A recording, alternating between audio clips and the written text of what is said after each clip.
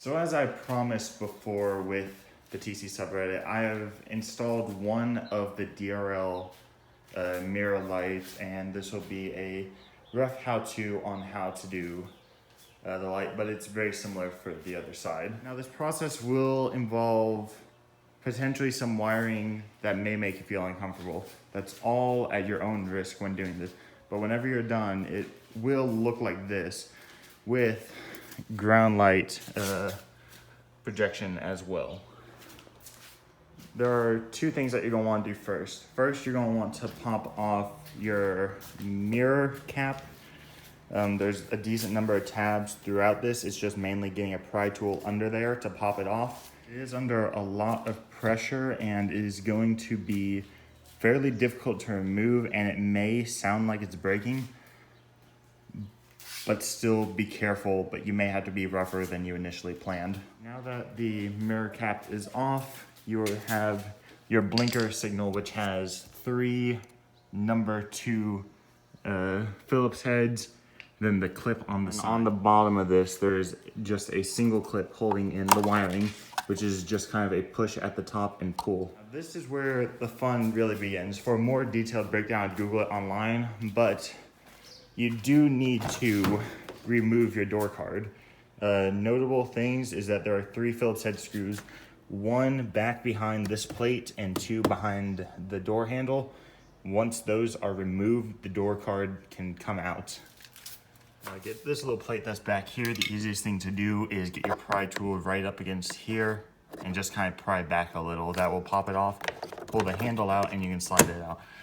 For the door handle, it's easiest to get your pry tool up at the top, pry it back, and work down the sides. It is fairly brittle plastic, so be careful. These are also all number 2 Phillips heads as well. There's 3 of them. The one there, you have 1 in the handle here towards the top, and another in the bottom down in here, which of course is difficult to see in this light. But there is another Phillips back there. Now that you have your 3 screws out, again, there's the one up here, 1 in here, and this one is unscrewed, but often doesn't like to come out of the hole. But it is unscrewed. You'll feel it just kind of sit there and click after you keep turning it to the left. You need to take off your mirror, your controls here. That way you can unplug them. Now there is a minor difference between the driver and passenger side when it comes to this. On the driver side, there's only the 1 harness. Both sides have plenty of slack, so you can move them around fairly simply. But on the driver side, there's only 1 plug. On the other side, on the passenger side, there are 2 plugs. Now whenever you go to pull off the door card, there are many spots. First, you yank out this corner piece. Simple plugs. If those come in, get them out, slide them back in like that. It should be fairly self-explanatory. Another piece set aside. But for this, you can use the hole that you just created as a pull area, and there are 10 to 12 different plugs similar to the ones on this piece that you will have to make sure are in the door card. Make sure they're in the door card, and if they're not in the door card, you'll need to re-add them to make it sit well, minimize the amount of vibrating it does. After a bit of forceful prying around the edge, this will be loose. Be careful because the little tweeter speaker, unlike the rest, is not mounted to the body of the car and is in fact mounted to the door panel, meaning that you will have to unplug it to be safe and careful and not destroy your sound system. Also, be sure that you get your handle out of the way to avoid damaging that. And then also get your wiring harness of your door controls out of the way. Another point of interest is going to be the black goo around plastic on here. Seems to be sticky both ways through, even though it's only applied on the back side. So it is only supposed to be through there, but it is sticky for some reason on both sides. So be wary that some of your insulation is going to stick to that and you're just going to have to tear it. Now this is where the part about the white plugs that I talked about comes into play. As I look at this, it looks like I pulled all but 3 of them out of the door. So now I will have to get those out because these are purely push into there and they have to slide in horizontally or hard and go perfectly straight into the door. Now you take a 10 mil socket and remove the 3 bolts. I'd recommend leaving it plugged in. That way if you do drop your mirror, it does still have some grip and does not just go crashing onto the ground. This wiring harness is fairly well bound in multiple spots, especially at the plug. So you should be more than fine to leave it to hang for a second if you do not catch your mirror. Now that you got your bolts off, it will sit there as long as it's untouched. You're going to want to take your mirror and pull it away slightly because you'll find out there are 2 plates here. And this is why I say that you can let it hang for a second. I'm gonna do this off camera so I don't drop it. But you just press in the plug, pull the wire through, and your mirror is off. Now, unfortunately, I was unable to find a source of auxiliary power within the door. So we have to run power from the main body of the car. And to do that, you'll want to remove these 3 T25 Torx bits. And under there is one more right around this area, one of these 2 areas. Remove that, and that way you'll be able to run your auxiliary power up to your lighting so it works as a DRL. So once you get this bottom base plate off, right here there's one more T25 that needs to be removed because we will be running wiring up into this gap, and it's easiest with this out of the way to try to thread it through the hole as you have to thread it through the housing.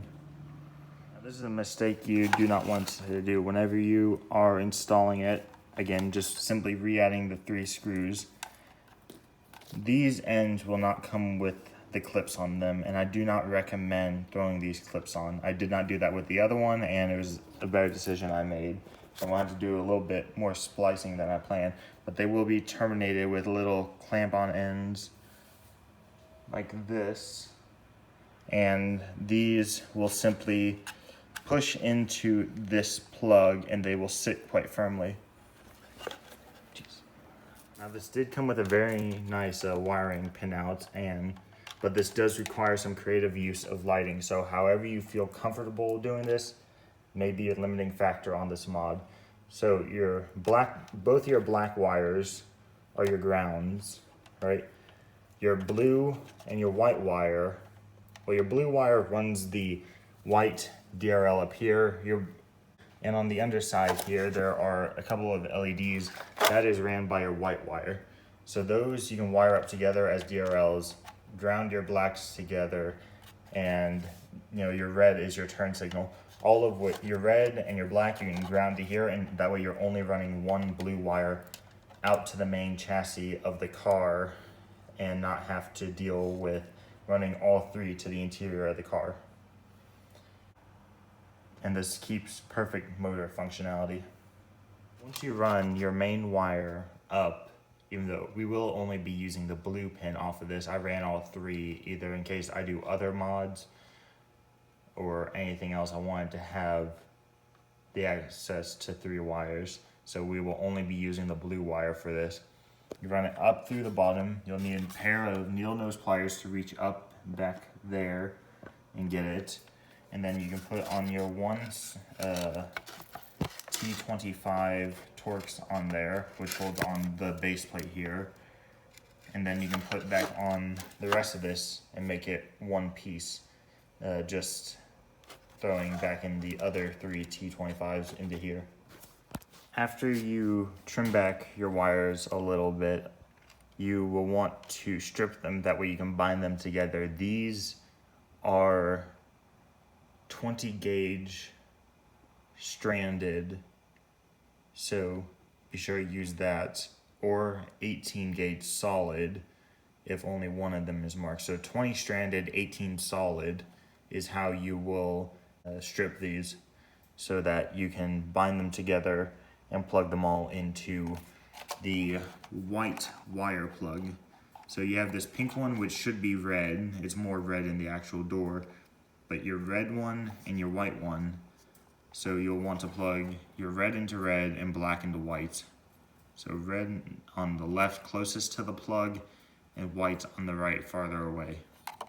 Now after you do some slightly sketchy wiring, just because you don't have everything that you should want, but electrical tape and zip ties to make sure that it's insulated and it does not come apart with summer heat. You can take your red wire, red is the one, and then take it and plug in both your wires with the ribbon side facing up. That way when you push it in, it'll make a small snap, and then you'll know that you have connection and it will not just simply fall out. Now this is where I say it gets fun with the wiring, because this is your power wire for your DRL, so that can be temporarily set aside. But your blue and white need to be spliced into one wire to then run to the blue. Now, after hopefully making better wiring than me, everything should be wired up and ready to... Now, because I made a mistake and I don't have enough wire left to undo it, technically all three of these wires should be bound together. I forgot this one, so I'm going to vampire clip it back together, but you should bind all three of these together at once. That way you don't have to do it and it looks a little bit better, even though nobody should be seeing this. It is important to try to keep this wiring as dense as possible, because you do have to fit it under the cap.